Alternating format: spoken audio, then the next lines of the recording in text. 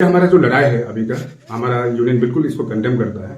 हमारा district law student union ये जो एक्ट हुआ है इसको बिल्कुल कंडेम करता है। एक कहावत है जहाँ कहते हैं कि लूट के औरों का नाम ना अपना नाम बनाया होगा, महज अपनी तरक्की के लिए सैकड़ों को मोहताज बनाया होगा। तो यही किस्सा, यही कहानी अभी चल रहा है यहाँ में। अपना दूसरा का नाम को बदनाम करके अपना नाम बना रहा है, उसका अपना तरक्की के लिए दूसरा को फंसा के जा रहा है।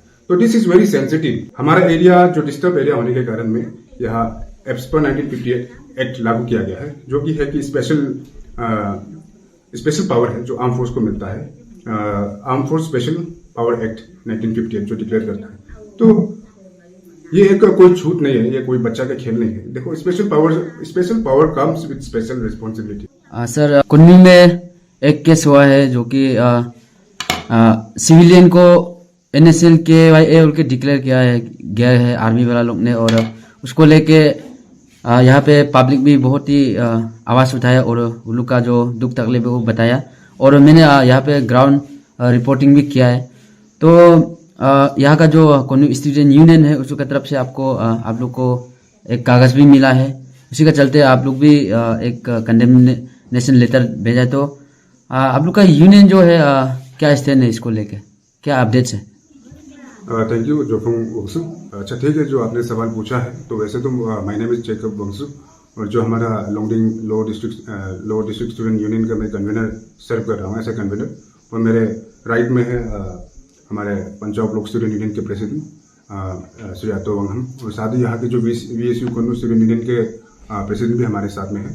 और कुछ दिन पहले जो कुन्नू में घटना घटा है उसको लेकर के VSU की तरफ से हमें लेटर मिला था रिप्रेजेंटेशन, और उसी को कंसर्न में लेते हुए हमने भी अपने हिसाब से इंक्वायरी किया है, इंस्टिगेट किया है और जांचा है कि ये केस कितना सही कितना गलत है।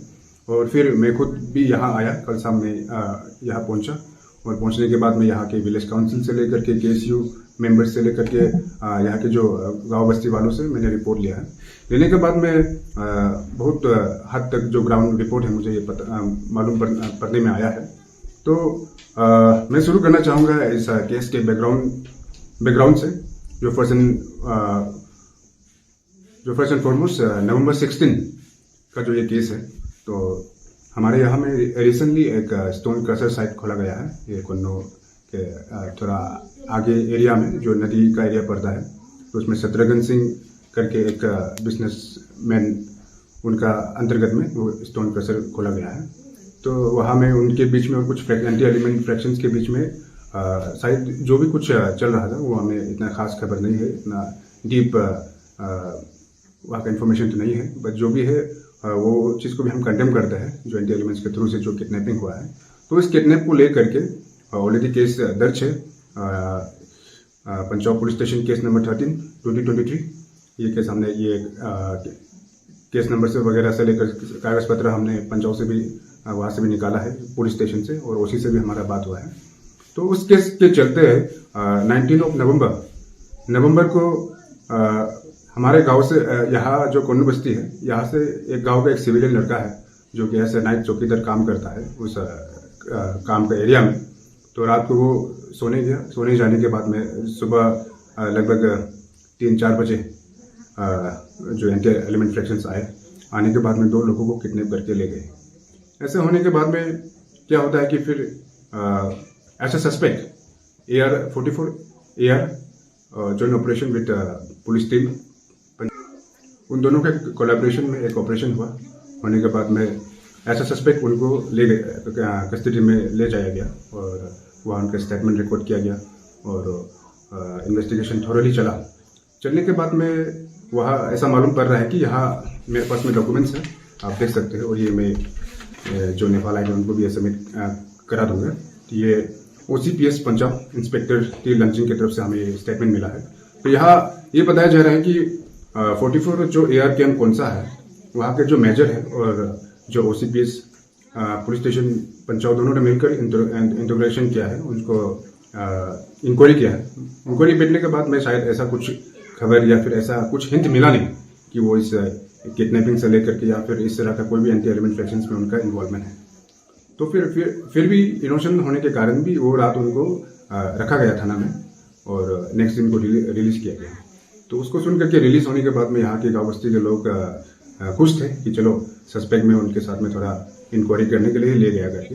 तो फिर क्या होता है कि न्यूज़ में नोटिस लाइव में ये न्यूज़ हमें देखने को मिलता है कि एक लाइव एक टेलीकास्ट आया, पब्लिश हुआ और प्रिंट मीडिया में भी आया कि हमारा जो इनोसेंट सिविलियन जो लोंगना पंसा है वो एक हार्डकोर नेशन के वाई का कैडर है करके, और उस किडनैपिंग में भी उनका हाथ है। तो ये सुनने के बाद में पूरा गांव बस्ती एकदम दुखद हो गया। दे वर वेरी सैडन। इस तरह का जो इनजस्टिस एक्ट जो पुलिस और आर्मी के द्वारा से हुआ है, तो उसको पीछे करने के बाद में ओसी से बात हुआ उनका, उसके बाद में डीएसपी से बात हुआ, और ओसी का कहना है कि डीएसपी सर के डायरेक्शन में उन्होंने अरेस्ट किया और 44 ईयर कौनसा गेम के जो मेजर है उन्होंने मिलकर के उनका स्टेटमेंट रिपोर्ट किया। फिर भी इनोसेंट डिक्लेयर करने के बाद भी, कुछ हिंट नहीं मिलने के बाद भी, किस तरह से कहाँ लेप्स हुआ, पुलिस है या फिर फौजी है, ये बहुत चौंकाने वाली बात है। वो लेप्स कहाँ हुआ जिसके वजह से ये न्यूज इतना कॉन्फिडेंशियल न्यूज नोटिस लाइव का जो कोऑर्डिनेटर है रिपुंजोय दास, जो डिब्रूगढ़ बेस्ड यहाँ से कोऑर्डिनेट करता है, हमारे एरिया का जो न्यूज को कोऑर्डिनेट करता है, तो उनके पास में इतना कॉन्फिडेंशियल न्यूज रिपोर्ट कहाँ से पहुंचा, इसके चलते उन्होंने अपना चैनल में ये टेलीकास्ट किया। तो ये बहुत दुखद बात है। तो इसको लेकर के आप देखिए, ये हमारा लॉन्गडिंग एरिया विशेष करके, और अभी जो एग्जैक्ट स्पेसिफिक अगर ये एरिया इस बस्ती की बात करें तो भी यहाँ पहले भी बहुत सारा हादसा यहाँ के गाँव वालों ने बताया है। उसके बाद में बहुत सारे डॉक्यूमेंट्स भी है जहाँ आर्म फोर्स के द्वारा से फोर्सफुली उनको डिक्लेयर किया गया, इवन उनको हथियार थमा करके, बम थमा करके, उसके बाद में उसको रॉन्गली इंटरप्रेट किया गया ना, और उनको ऐसे एंटी एलिमेंट फ्रैक्शन का हिस्सा बताया गया। इस तरह का अत्याचार पहले से भी बहुत हुआ है, बहुत सारे इंसिडेंट्स यहाँ के लोगों ने बताया है, लेकिन स्पेसिफिकली अभी मैं शायद उन सारी चीज़ों को यहाँ नहीं बोलूँगा क्योंकि वो कोई अलग ही कहानी है। फिर भी ऐसा बहुत सारा किस्सा है, अगर ज़रूरत पड़े तो कहानी को, स्टोरीज को भी हम लेकर के आएंगे आगे।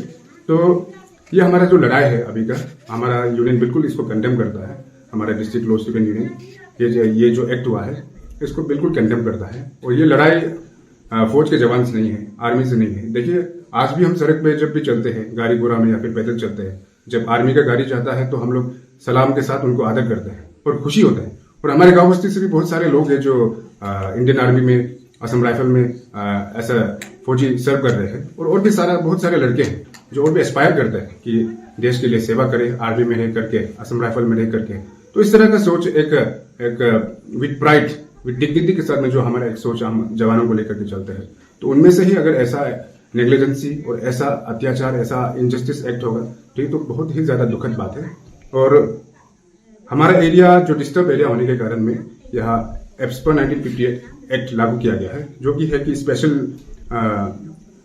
पावर है जो आर्म फोर्स को मिलता है, arm force special power act 1958 जो डिक्लेयर करता है। तो ये एक कोई छूट नहीं है, ये कोई बच्चा का खेल नहीं है। देखो special power comes with special responsibility. तो ये जो स्पेशल पावर उनको मिला है तो इसको रिस्पॉन्सिबल वे में उसको डील करना पड़ेगा, ना कि मतलब गलत वे में उसको सिविलियंस पे यूज करें। देखिए एक कहावत है जहाँ कहते हैं कि लूट के औरों का नाम ना अपना नाम बनाया होगा, महज अपनी तरक्की के लिए सैकड़ों को मोहताज बनाया होगा। तो यही किस्सा, यही कहानी अभी चल रहा है यहाँ में। अपना दूसरा का नाम को बदनाम करके अपना नाम बना रहा है, उसका अपना तरक्की के लिए दूसरा को फंसा के जा रहा है। तो दिस इज वेरी सेंसिटिव। अभी जो एलिगेशंस लगा है, और अभी देखिए नोटिस लाइव से हमारा बात हुआ है, और वहां से वही रात को जो शाम वहां टेलीकास्ट किया गया था, वही शाम को वो वीडियोस डाउन किया गया है, और फिर क्लैरिफिकेशन भी आया है, उनसे भी बात हुआ है। ऐसे तो हो गया, लेकिन वहां से फिर फॉरवर्ड होकर के वो न्यूज अभी टाइम्स ऑफ इंडिया में है और बहुत सारे बड़े बड़े चैनल्स में है। तो ऐसी this is a very sensitive issue. ये ऐसा नहीं है कि किसी को चोर का इंजाम लगा दिया या फिर किसी को कुछ लगा दिया। This is all about anti element fractions, जो कि that is a very sensitive topic in our area. तो जिसके चलते कि अभी वो लड़का कहीं बाहर भी नहीं जा सकता है। अभी हमारे गांव वालों को, यहाँ के गांव वालों को और हमारे लोगों को तो पता है कि ही इज इनोसेंट, बट बाकी फ्रैक्शंस को तो बिल्कुल पता नहीं है, और बाकी फौजी बैटालियंस को तो बिल्कुल पता नहीं। कल को वो कहीं अपने काम से कभी आसाम जाएगा, कभी लॉकडाउन एरियाज में घूमेगा, कभी जंगल में अपना कामकाज से घूमेगा, खेती बाड़ी के लिए जाएगा। अगर उनका एनकाउंटर हो जाता है, अगर उनके साथ में कुछ अनहोनी हो जाता है, तो वो रिस्क कौन लेगा? वो रिस्क आर्मी लेगा या फिर पुलिस लेगा? तो अभी फिलहाल जो कोन्नू से रिपोर्टिंग आया है उसमें डीएसपी साहब ने भी क्लैरिफिकेशन दिया है, और उसमें कहा कि उनका पुलिस डिपार्टमेंट का कोई हाथ नहीं है करके, और आर्मी वालों के ऊपर में उन्होंने इशारा किया क्योंकि नया नया बैटालियन है, तो शायद इंक्वायरी करने में, इन्वेस्टिगेट करने में उनका थोड़ा इंटेलिजेंस फेलियर हो सकता है या फिर कुछ वीकनेसेस हो सकता है। तो सीधा इशारा फौजी वालों की तरफ में दिया है 44 AR के तरफ में। तो लेकिन फिर हमारा ये कहना है कि जो रिपोर्ट यहाँ से जाता है, चाहे न्यूज वाला को हो, कहाँ भी हो, वो एकदम कॉन्फिडेंशियल रहता है। तो इसमें हमें क्लैरिफिकेशन चाहिए बिल्कुल पुलिस से भी, डीएसपी लेवल में हमें क्लैरिफिकेशन मिला है। और हमारा जो नया एसपी है, जिन्हें हम बिल्कुल रिस्पेक्ट करते हैं, उनके काम को हमने कैपिटल से देख करके आया है, तो हमें बिल्कुल विश्वास है कि ये जो केस है इसको सही तरह से वो टैकल करेंगे और उनसे भी अगर क्लैरिफिकेशन मिले तो सही होगा। और जो 44 AR जो बटालियन है उनको हम एकदम कंडेम करते हैं इस तरह का एक्ट को, जिस काम के लिए आपको यहाँ तैनात किया गया है और हमारे अमल और शांति के लिए आपको काम करने के लिए यहाँ तैनात किया गया है एक देश के फौजी के तौर पे। लेकिन आप अगर यहाँ सिविलियंस को अगर टॉर्चर करेगा या सिविलियंस को आप एक हार्डकोर कैडेट डिक्लेयर करेगा, ऐसा इनजस्टिस हम बिल्कुल एक्सेप्ट नहीं करेंगे। तो हमारा यूनियन बिल्कुल इसको कंडेम करता है और ये डिमांड करता है कि पुलिस की तरफ से जो हमारा एसपी सर है, उनको भी हमारा ये दरख्वास्त है कि उनकी तरफ से भी इस केस को लेकर के एक ब्रीफिंग बिल्कुल हो, क्लैरिफिकेशन हो। और साथ ही 44 AR जो बटालियन है उनकी तरफ से भी बिल्कुल हमें क्लैरिफिकेशन चाहिए, बिकॉज वो क्लैरिफिकेशन हमें रिटर्न में भी चाहिए प्लस वीडियो में, क्योंकि this is a very sensitive issue. इसको हम ऐसे ही जाने नहीं दे सकता है। और ये पहला हादसा नहीं है, पहले बार भी बहुत सारे लोग हुआ है। लोगना पंसा इज वेरी लकी कि वो जिंदा है, बस उनका नाम बदनाम हुआ है। ऐसे केसेस भी यहाँ के लोग बता रहे हैं कि पहले भी बहुत सारे केसेस ऐसे हुआ जहां में लोग मरे भी हैं और बहुत ही बार्बरिक वे में उनके साथ में टॉर्चर किया गया है ना। तो ऐसे केसेस भी है, बट अंतर्गत तक इंक्वायरी तो नहीं है, कितना कॉम्पिटेंट है वो तो मैं नहीं बोल पाऊंगा, लेकिन गाँव वालों का कहना यही है।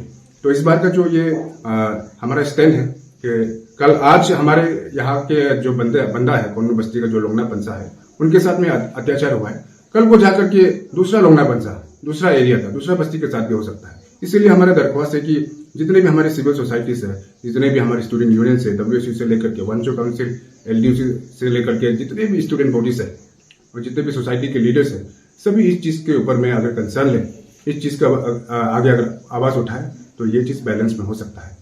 और ये चीज को लेकर के हम फौजी को हम बिल्कुल भी ब्लेम नहीं करते हैं, हमारा लड़ाई आपसे नहीं है।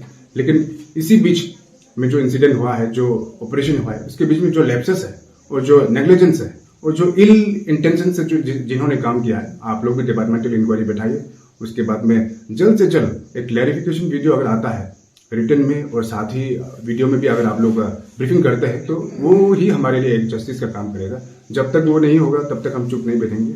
हमें जो भी करना पड़े with the collaboration of KSU, with the collaboration of panchayat students union and और भी बहुत सारे सिविल सोसाइटीज और अथॉरिटीज हो गया, वो बहुत सारे स्टूडेंट बॉडीज, हम मिल करके हमें जो करना है करेंगे। And as a low student union हमें जो लीगल प्रोसीजर्स है उसमें हम उतरने के लिए आगे जाएंगे।